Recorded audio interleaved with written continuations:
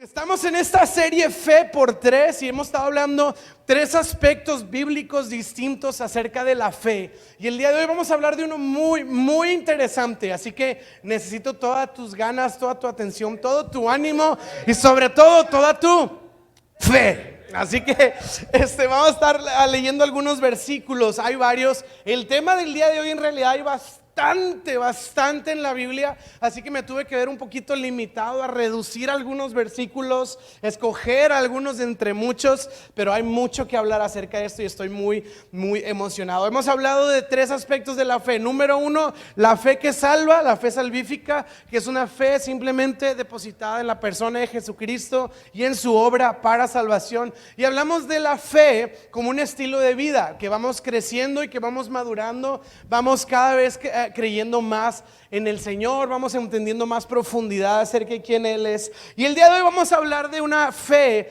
que estoy seguro que es muy probable que nunca me la habían presentado de esta manera. Le voy a dar un adjetivo cotidiano a este aspecto de la fe. Pero yo quiero decir esto: cuando hablamos de fe, muchas veces tenemos esta sensación espiritual que está muy bien, pero también un poquito como pasiva. Diga conmigo, pasiva.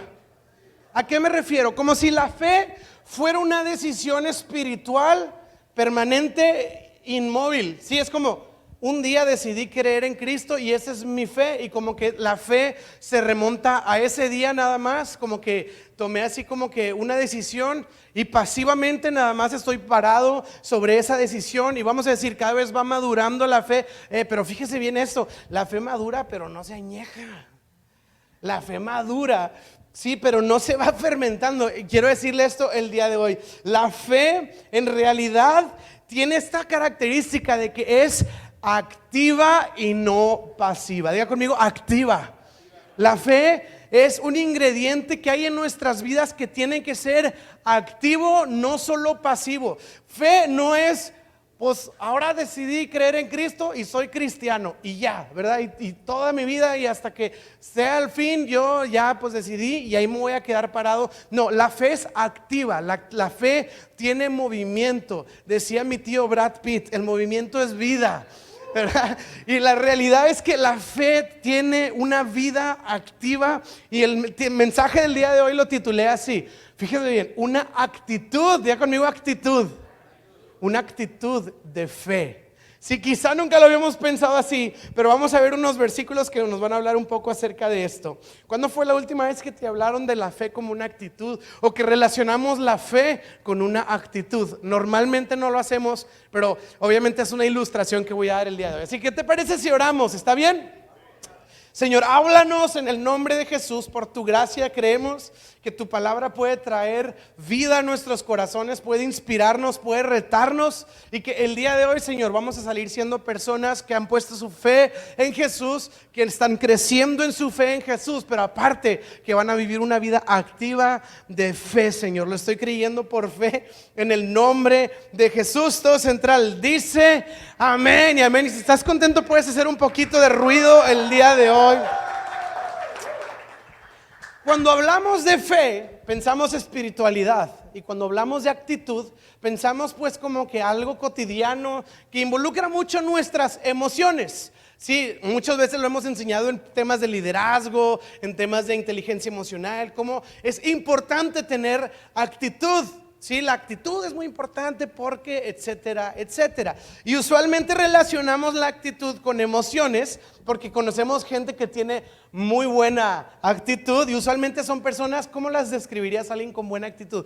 Positivas, personas entusiastas, alegres, trabajadoras, con una sonrisa en la cara, siempre están emocionados. Y también conocemos gente con muy mala actitud, ¿verdad? Con pésima actitud. ¿Cómo describirías a alguien con mala actitud? Pues alguien enojón, amargado, conflictivo, quejumbroso, amargoso, etcétera. Y si te fijas, la actitud siempre la relacionamos con algo que tiene que ver con nuestras emociones. Pero escuché una definición acerca de la actitud que quiero tomarla como la ilustración para hablar de la actitud de fe. Alguien decía en una universidad, les debo el dato porque no me acuerdo, perdí aquí un poquito, se me revolvieron las notas, pero esta universidad definía la actitud como uno de los factores más importantes para el ser humano y la sociedad. ¿Por qué?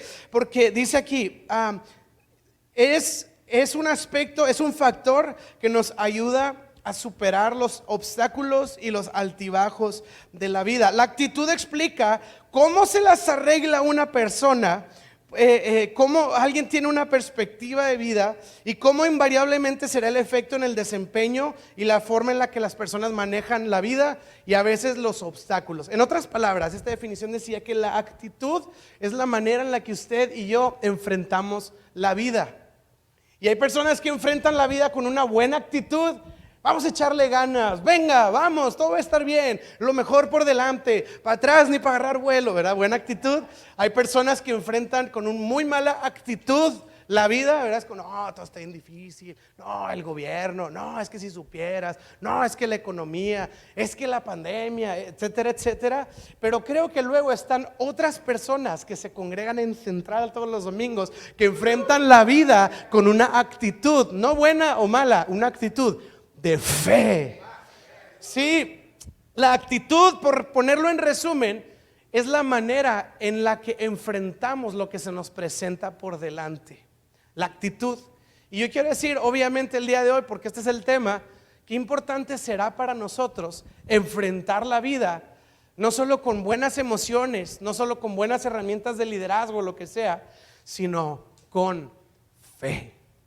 Qué importante es enfrentar lo que se nos presenta con fe, responder con fe. Así que yo quiero leer primero un versículo en Hebreos capítulo 11, le llaman ahí el Salón de la Fama, el capítulo de la fe. Hebreos 11:6, fíjese bien que dice: sin fe es imposible agradar a Dios, porque es necesario, diga conmigo, necesario, que el que se acerca a Dios crea que le hay y que Dios recompensa a todos aquellos que le buscan. Y fíjese bien, la fe salvífica es creer en Dios y confiar en Él. La fe que crece, o la vida de fe, es una fe que madura. Pero aquí no está hablando solo de la fe salvífica, está diciendo la manera en la que se supone que nosotros debemos de acercarnos a Dios. Ahora, si tú te estás acercando a Dios es porque pues ya creíste en Él de primera mano, si no, ¿por qué te acercarías, verdad?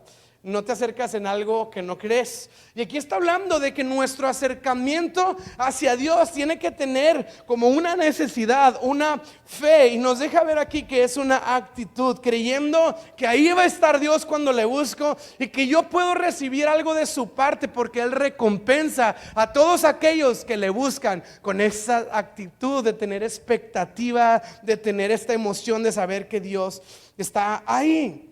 Ahora, le recomiendo leer Hebreos 11 en su casa, es larguísimo, pero es bellísimo este capítulo de la Biblia. Es así como todo un recuento de los héroes, hombres y mujeres, héroes de la fe. Pero quiero leer nada más después de esto, que dice que sin fe es imposible agradar a Dios, que es necesario que el que se acerca crea que lo va a encontrar y que Dios recompensa a aquellos que le buscan. El siguiente versículo en Hebreos 11, capítulo 7, dice: entonces fue por la fe que Noé construyó un barco grande para salvar a su familia del diluvio, en obediencia a Dios, quien le advirtió cosas que nunca le habían sucedido. Fíjense bien, estaba Noé y estaba su familia, y Dios le advirtió de algo que iban a enfrentar como familia y como sociedad. Viene un diluvio, viene una tormenta y va a arrasar con todo. O sea, a Noé le están dando una mala noticia. Sí, Noé prendió la tele, agarró el periódico y vio que se avecinaba una temporada difícil, complicada, mortífera, fatal para la humanidad. Entonces Noé está recibiendo una mala noticia, pero luego Dios le da instrucciones a Noé de cómo enfrentar el juicio que estaba por llegar.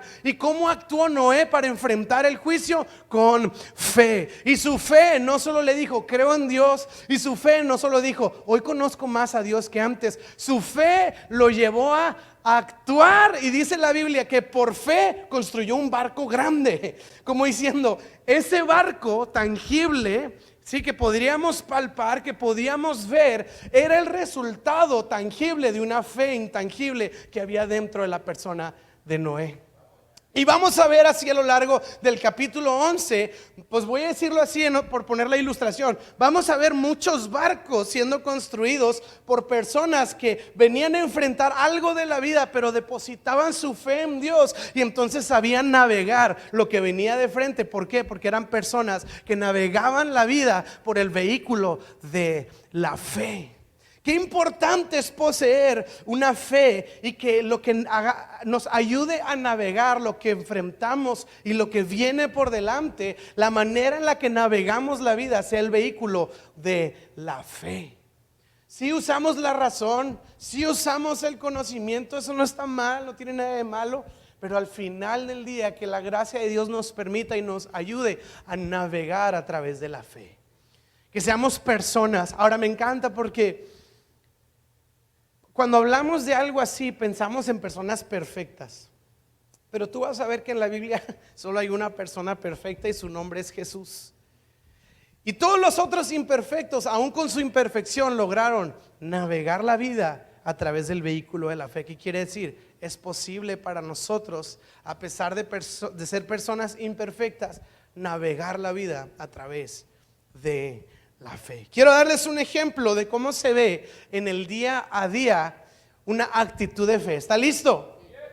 Lucas capítulo 5, usted ya conoce esta historia, pero quiero que veamos desde esta óptica lo que estamos leyendo. Unos hombres llegaron cargando a un paralítico en una camilla. Trataron, digan conmigo, trataron. They tried. Hubo un esfuerzo, una acción, una decisión, hubo una determinación. Trataron. Pero, fíjense bien, pero trataron. ¿Verdad? Es así como que el lunes ya voy a ir al gimnasio. Y me levanto el lunes y no le piqué a la alarma y no desperté. Y luego en la tarde, traté de ir al gimnasio. ¿Trataste? ¿Verdad? Es así como que el lunes empiezo la dieta, ahora sí, ¿verdad? Y es como que el lunes, ay, mira, llegó un Uber a la puerta de mi casa con una pizza de pepperoni y orilla rellena de queso. Traté de hacer la dieta, pero el señor del Uber del Uber Eats no me dejó. Y aquí el trataron, no es como a veces nosotros decimos traté, ¿verdad? Es así como que voy a hacer esa llamada de trabajo, ¿no? Y es como que le voy a llamar. El número híjole, no me contestó. De verdad yo traté con todas mis fuerzas, pero nunca me contestó, ¿verdad? Y nuestro trataron no siempre realmente es un tratar, pero ahí estos hombres sí trataron, porque de distancia vinieron cargando a un hombre paralítico porque creían que Jesús podía hacer algo por su amigo paralítico. Entonces lo cargaron. Entonces si te dicen traté, su traté sí es en serio. Venían seguramente sudando, seguramente alguno de ellos con el brazo adolorido, a lo mejor con las piernas adoloridas. Y dice que ellos trataron de llevarlo dentro de donde estaba Jesús. Es que yo traté de acercarme a Dios en enero 1. Traté, pero abrí el devocional en la app y no estaba la actualización nueva y no la pude leer. Traté, y aquí dice que ellos trataron y luego dice, pero no pudieron acercarse. Y si usáramos el trataron como a veces yo lo uso, ¿verdad? Como en los ejemplos que estoy diciendo, sería como que, híjole, bueno, pues traté, o sea, lo traje desde bien lejos, traté de acercarlo a Jesús, pero no se pudo porque hay mucha gente, hay mucho estorbo por aquí, no se nos facilitó la logística, no se acomodó los tiempos, la agenda, ¿verdad? Como que no estaba bien y traté, pero no pude debido a la multitud.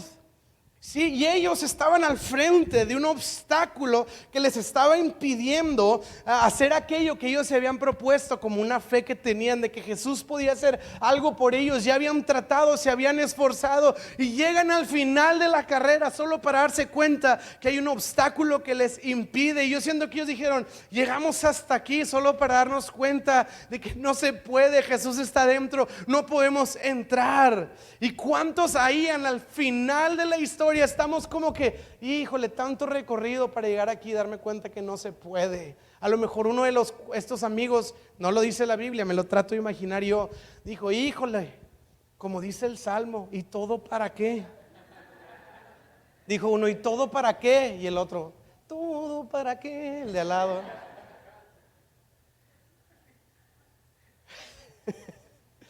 ¿Se ha dado cuenta que en Central manejamos música regional? Hay una riqueza multicultural y de repente por ahí alguno dijo, llegamos hasta aquí, yo no voy a recibir un no por respuesta. No dice quién de ellos y no dice si así fue, pero definitivamente hubo una actitud de fe que dijeron, pues si no puedo entrar por aquí, yo voy a ver por dónde, pero de que entro.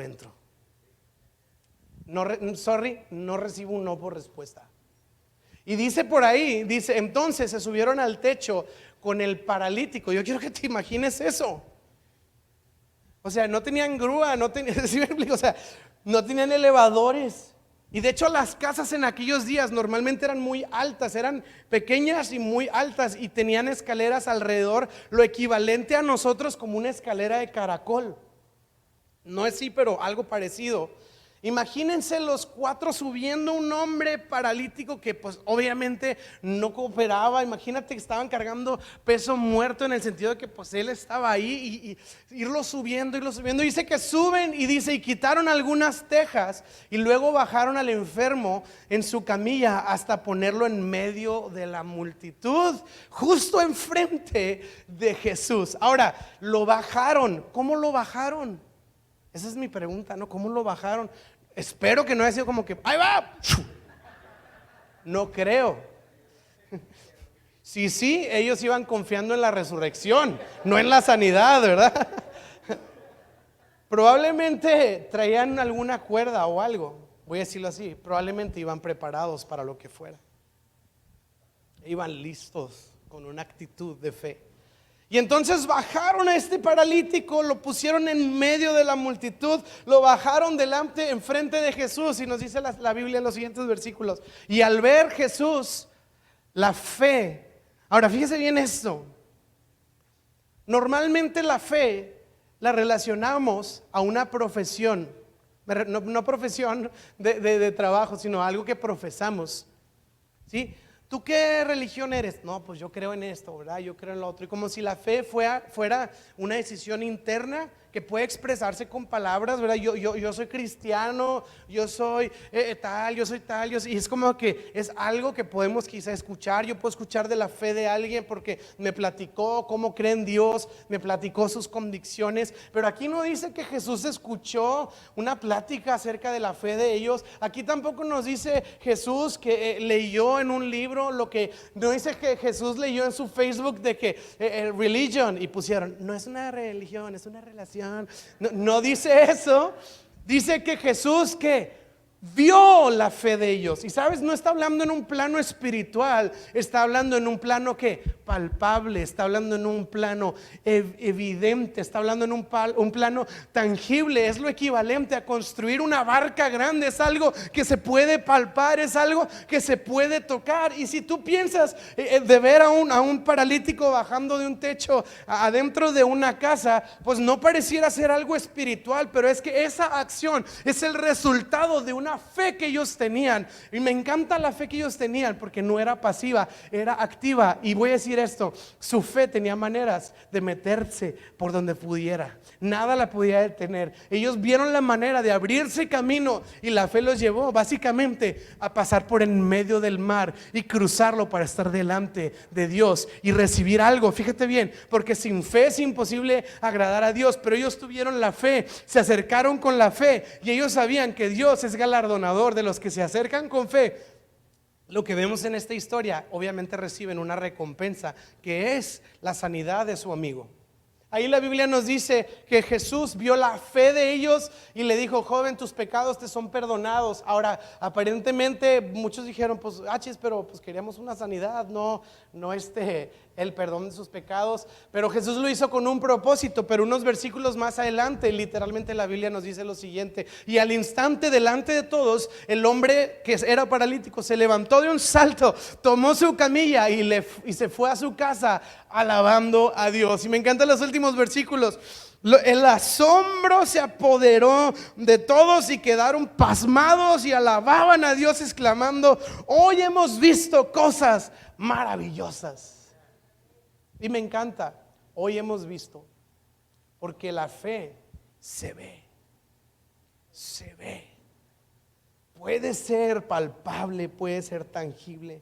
Ellos no se quedaron en un bueno, pues creo que se podía, pero ya me di cuenta que no. Ellos hicieron lo posible para hacerlo suceder.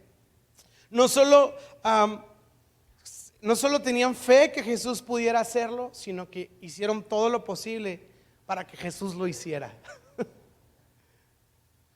Y yo encontré algo muy interesante en el Nuevo Testamento. Por eso le digo, hay mucho material.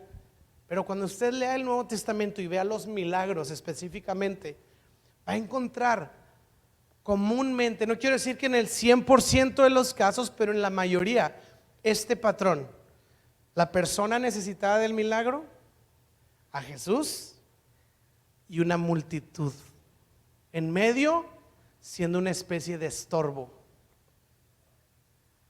¿Se acuerdan? El ciego Bartimeo: oh maestro, ten misericordia de mí. ¿Y qué dice? Que las multitudes lo callaban y le decían: silencio, no molestes al maestro. Y ahí estaba la multitud.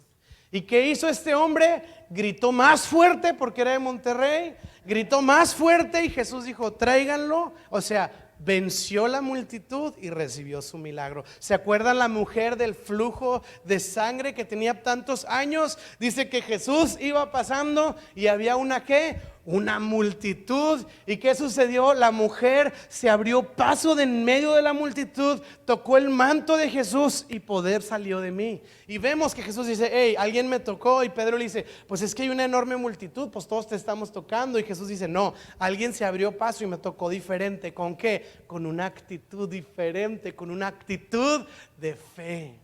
Esta misma historia, van los amigos con este paralítico y llegan a Jesús, pero ¿qué hay en medio? Una multitud. Y vamos a ver muy repetidas veces cómo siempre está Jesús, la persona en necesidad, y una multitud que aparenta ser como una especie de obstáculo o de estorbo para el milagro que las personas están buscando o deseando de parte de Dios. Pero me encanta porque la mayoría de los milagros vemos que son de personas que tienen una actitud de fe, que se abre paso en medio de la multitud. ¿Cuántas veces nos damos por vencidos cuando nos enfrentamos a esa multitud o a ese obstáculo? Aún me imagino a esta mujer cananea, sirofenicia, que llega y le dice al Señor: Señor, mi hija está gravemente atormentada, sánala por favor. Y Jesús le dice: no puedo hacerlo. Y los discípulos: jejeje, eso te pasa por no ser de nuestro club. Y la mujer dice: Señor, perdóname, pero no me acepto un no por respuesta, básicamente. Y Jesús le dice: mujer, abriste paso por en medio de la multitud, hágase conforme a tu fe. Y Jesús voltea a ver a sus discípulos así como: aprendan de esto que acaba de suceder. Y vas a ver siempre, o muy común y muy frecuentemente, esta idea. El asunto aquí es la actitud de fe activa. Es esta fe que se abre paso en medio del estorbo, en medio del obstáculo, en medio de la multitud. Y la pregunta es esta: ¿cómo enfrento yo la vida? ¿Cómo enfrentamos las situaciones de la vida? ¿Cómo transitamos y navegamos el mar de nuestra vida? Somos personas que, no sé, tengo aquí varias preguntas. ¿Cómo enfrento la vida? ¿Cómo enfrento los retos de la vida? ¿Cómo enfrento los obstáculos de la vida? ¿Cómo reacciono con lo que tengo enfrente? Alguna vez escuché esta ilustración, digo muy sencilla honestamente, pero hablaba de cuando tú exprimes una naranja, pues que sale jugo de naranja. ¿Por qué? Porque es lo que, pues es lo que es, ¿verdad? Una naranja da jugo de naranja. Entonces, si esta persona dice, si tú exprimes algo sin verlo y sale, lo pruebas y es de manzana, pues aunque no hayas visto la manzana, pues tú sabes que es una manzana porque lo que salió de ahí es jugo de manzana. Entonces decía esta persona, cuando la vida te exprime, ¿qué sale de ti? Porque lo que sale, mi reacción inmediata, mi reacción instantánea refleja mucho de lo que soy, de lo que está dentro de mí.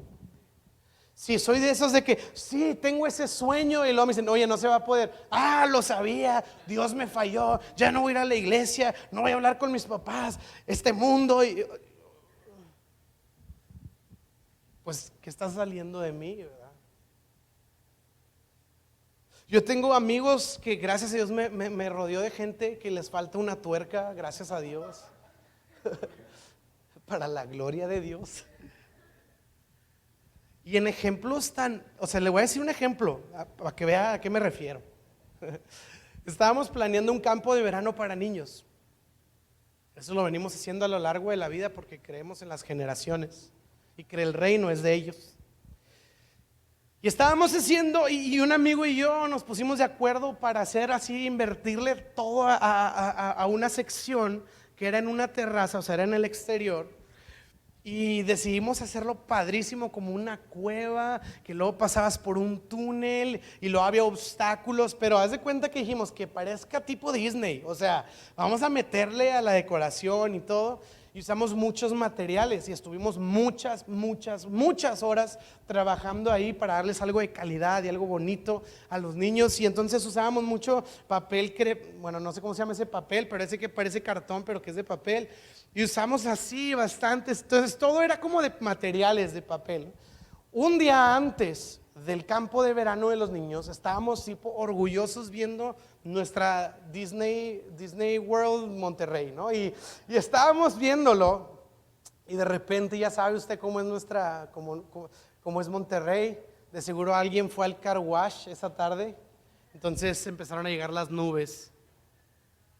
Y yo, no puede ser, o sea, nosotros al exterior acabamos de terminar, o sea, días enteros de estar trabajando en eso, yo viendo las nubes, así esas negras, así que dices, no, ya, o sea, ya.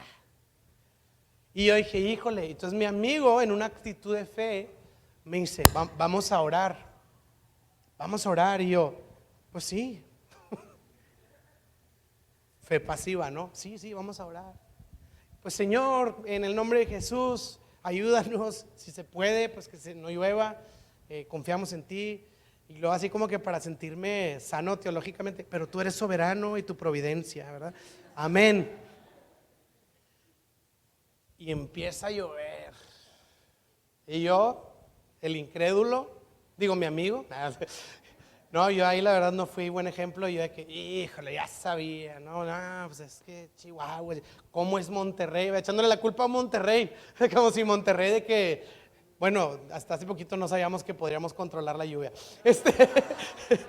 Pero yo así como que, chin, Samuel, porque hiciste llover hoy, ¿verdad? Sí, y mi amigo está así, pero serio viendo las nubes, y yo como que ya derrotado. Y mi amigo así como que indignado de no puede ser esto, ¿verdad? Y no sé qué le entró la unción de Moisés o no sé qué onda, pero el cuate no sé por qué razón agarró un palo. Es en serio, agarró un palo así grande de madera y le hizo así al cielo. Y empezó a gritarle a las nubes. Nubes, váyanse de aquí, en el nombre de Jesús, no va a llover. No había sequía en ese tiempo, no se preocupe, no va a llover. Y le empezó a pegar al cielo, ¿sí me explico? Con el palo. Y yo viendo así a mi amigo y con una actitud así de que este cuate lo hace como si fuera a suceder. Y en eso deja llover, en ese instante. Y no llovió en toda la semana. O sea, cuando dijo, ya, dejó de llover. Y literal terminamos el campo de verano el domingo y el lunes se desató un diluvio. Yo creo que es lo que se acumuló de toda la semana. Y esa lluvia, yo le voy a decir algo, aunque es un ejemplo así, que uno puede decir, bueno, pues igual, qué buena suerte, lo que sea. A mí me retó la actitud de fe de mi amigo. O sea, uno diría, qué ridículo, uno podría decir mil cosas, pero al final del día, él estaba seguro que Dios había respondido su oración, porque así fue. Me desafió tanto la fe, y es para algo tan cotidiano. Pero fíjense bien, es que la actitud de fe es una actitud de fe, se refiere a una fe que no recibe un no como respuesta. Ahora entendemos que la voluntad de Dios a veces es diferente a lo que yo espero. Sí, no quiere decir que todo lo que yo quiera, todo lo que yo desea y mi alma imperfecta o a veces codiciosa o lo que sea, se va a cumplir, o mis caprichos siempre se van a cumplir. Pero aun cuando no se cumplen, hay un entendimiento, porque cuando oramos no estamos acomodando a Dios a nuestras peticiones, sino que cuando oramos nos estamos acomodando nosotros a su voluntad. Cada vez que oramos nos sincronizamos a su voluntad. Pero ¿cómo reacciono yo hacia lo que se presenta a mi vida? ¿Qué es lo primero que sale de mí? ¿Cómo respondo? ¿Cómo reacciona?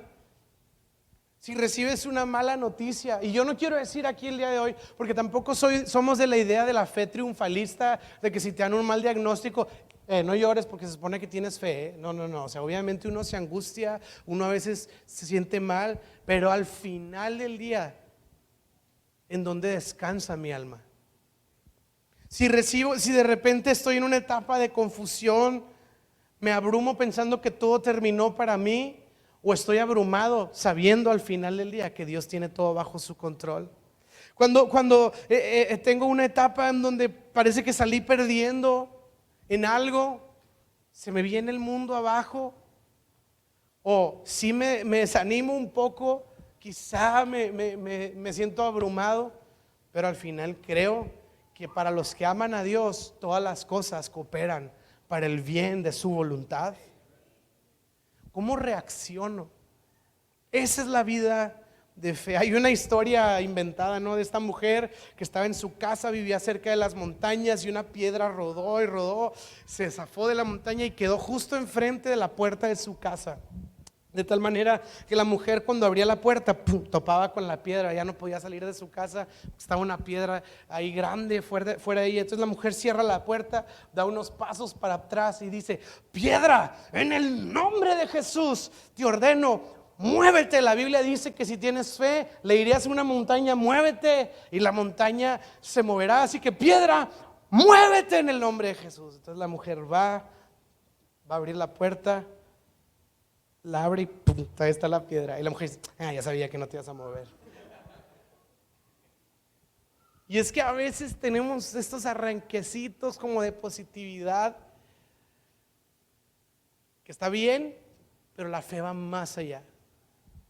Y una vez escuché esta frase que revolucionó mi mente y mi corazón, y trato de entender la vida de esta manera. Vivimos una realidad, y a veces la realidad es difícil, es compleja, es desfavorable. Pero decía esta persona: vivimos una realidad, pero luego la Biblia nos enseña a vivir una verdad que está por encima de la realidad. La verdad de la palabra de Dios, la verdad de quién Cristo es. Y por eso el apóstol Pablo reconocía que había veces que eran abrumados, que eran afligidos, que eran estorbados, pero dice: pero nunca derrotados, nunca terminados. ¿Por qué? Porque al final del día puedo estar viviendo una realidad distinta, pero la verdad de la gracia de Dios me sigue diciendo que el Señor sigue sentado sobre su trono, que Él ha vencido, que Él ya venció, y que su victoria es perpetua por los siglos de los siglos. Y el pecado, la enfermedad y la muerte han sido derrotadas en la cruz del Calvario. Yo creí que ese aplauso iba a ser un poquito más apasionado.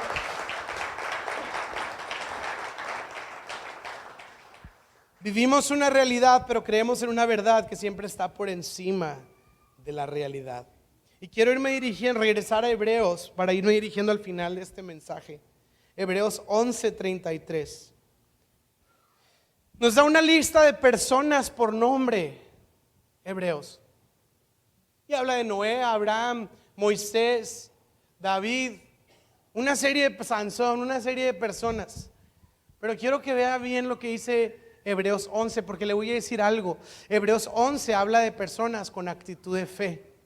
O sea, que enfrentaron la vida a través de la fe. Dice, por la fe, esas personas conquistaron reinos. O sea, conquistaron reinos no es, se ganaron la lotería y les regalaron un castillo, ¿verdad? Conquistaron reinos, habla de yo creo que no tenemos idea del esfuerzo, el trabajo y el reino que esto, y el riesgo que esto implica, conquistar un reino. Literal está hablando de unas luchas fuertísimas. Dice, y por la fe conquistaron reinos, gobernaron con justicia, recibieron lo que Dios les había prometido, cerraron boca de leones. ¿Se acuerda quién cerró la boca del león? Daniel. Y dice, por la fe apagaron llamas de fuego. Lo cantábamos hace un momento. ¿Se acuerdan? Este que estuvo entre las llamas, los amigos de Daniel.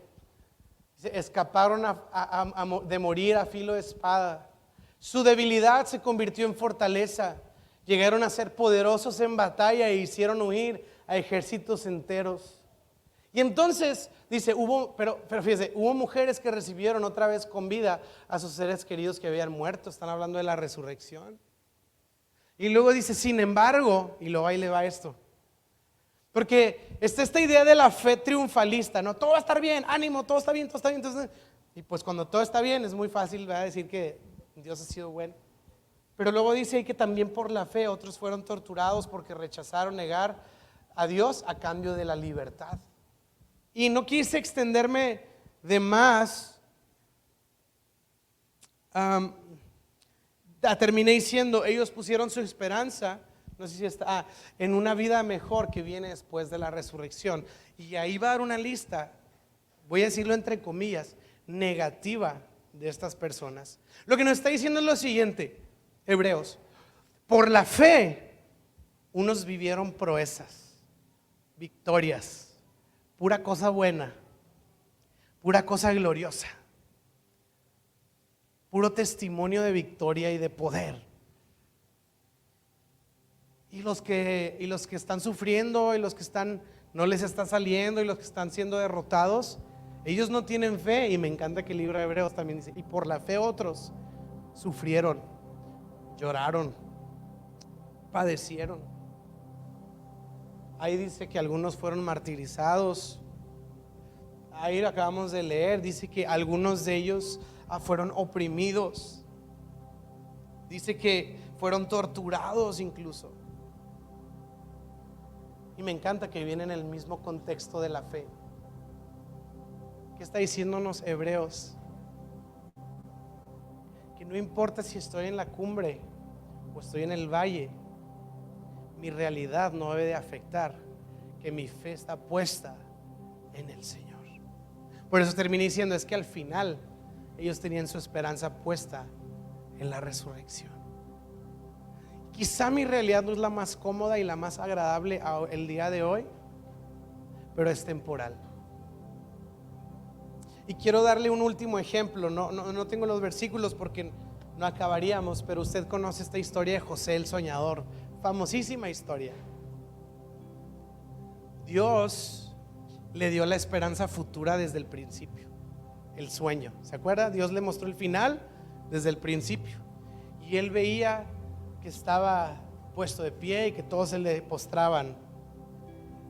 Lo malo es que José pensó que se refería a que pues él iba a ser el glorioso José,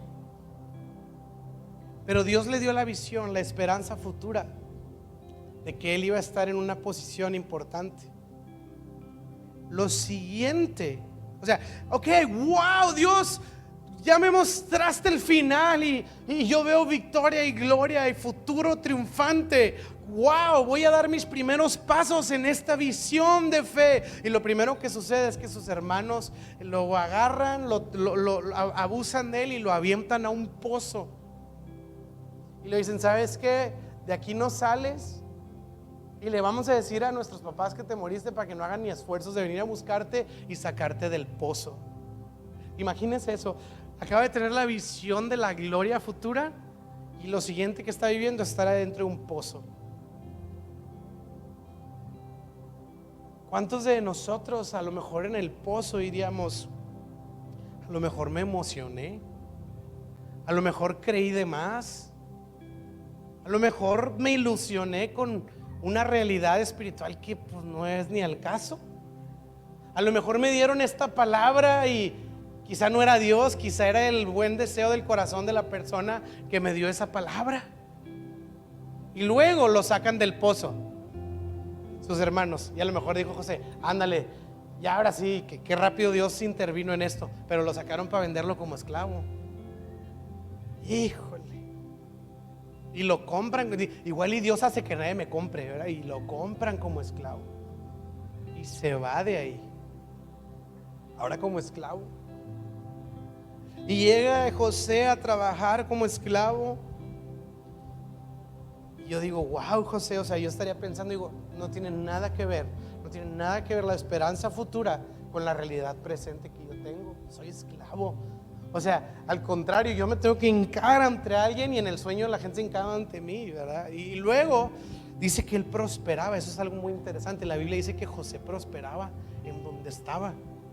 Después vemos que José es ascendido y empieza a trabajar para el segundo ahí de Faraón, y es ascendido para ser como que el mero mero ahí de la casa de este hombre.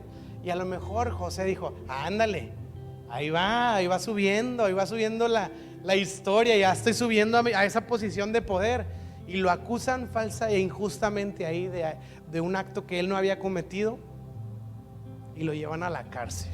O sea, sí, a lo mejor ahí la esperanza de José ya como que estaba empezando a ver la luz, se fue otra vez hasta el sótano. O sea, ahora está en una cárcel y en la cárcel prosperaba. Y de repente están dos personajes en la cárcel y Dios le habla acerca de ellos, y uno se va a morir y uno va a vivir. El que va a vivir le dice, oye, cuando salgas acuérdate de mí, o sea, intercede a favor de mí, ya te dije lo que viene para tu vida. Y salen estos dos, a uno lo ejecutan, y el que sí vivió, como José lo había dicho, sale y dice, ay, mira, viví. Y dice la Biblia que se olvida de José, y ahí lo dejan solo, ahí en la cárcel, abandonado. Yo pienso en José y digo, la vida de José, la realidad de José no se parecía a nada en lo que Dios le había hablado al principio. No tiene sentido lo que Dios le dijo y lo que él estaba viviendo. Y de repente se cumple el sueño de José. Pero quizá al principio él pensaba que era para gloria personal. Todos se van a postrar ante mí. Pero después del proceso, José entiende, es para salvar a mi nación, es para salvar a mi familia. No es mi gloria, es que Dios me está haciendo entender que yo debo de servir a aquellos que están por entrar a un pozo, a aquellos que están por entrar a una cárcel. Yo ya pasé por ahí y ahora yo puedo también de alguna manera ser empático y compadecerme de aquellos, y puedo ser una persona que puede influenciar y que puede ayudar en esto que ellos están viviendo. Y a mí me encanta pensar, porque cuando yo veo esta historia de José a lo largo de la Biblia, yo pienso y veo cada versículo y cada renglón, y ¿sabe qué no encuentro en su historia? Queja. Hacia esas vamos, hasta David, ¿cómo se quejó? Y José dice que donde él estaba, él prosperaba porque el Señor estaba con él. Y él sabía lo siguiente: estoy en un pozo, no se parece a lo que Dios me habló, es temporal. Soy un esclavo, no se parece a lo que Dios habló sobre mi vida, es temporal. Estoy en una cárcel, no se parece a lo que Dios habló sobre mí, esto es temporal. Me olvidaron, no se parece a lo que Dios habló de mí, entonces es temporal, porque Dios es fiel, porque su palabra siempre se cumple y sus promesas siempre son verdaderas. ¿Por qué no nos ponemos de pie, iglesia? Y yo quiero decirte esto el día de hoy: si tu realidad no se parece a lo que Él ha hablado sobre tu vida, es temporal. es temporal, es solamente un escalón en la historia grande de redención que Él está escribiendo. Y sea que estemos viviendo en la mejor etapa de nuestras vidas o que estemos viviendo en la peor prueba de nuestras vidas, la Biblia nos dice que al final de nuestros días tenemos una esperanza segura, un ancla firme puesta en la persona de Cristo Jesús, quien ha vencido, quien somete todas las cosas bajo el poder de su palabra y su autoridad. Y tenemos esta esperanza de que en Él serán hechas nuevas todas las cosas. Así que Padre, en el nombre de Jesús, venimos hoy levantando nuestra fe, creyendo, Señor, que lo que sea que enfrentemos en nuestra vida, podemos poner nuestra fe en una esperanza futura de que tú has vencido, de que tú sigues en el trono, de que tú sigues siendo fiel. Y en esto confiamos, en esto creemos, en el nombre de Jesús. Amén y amén. ¿Le puedes dar un fuerte aplauso a nuestro Dios?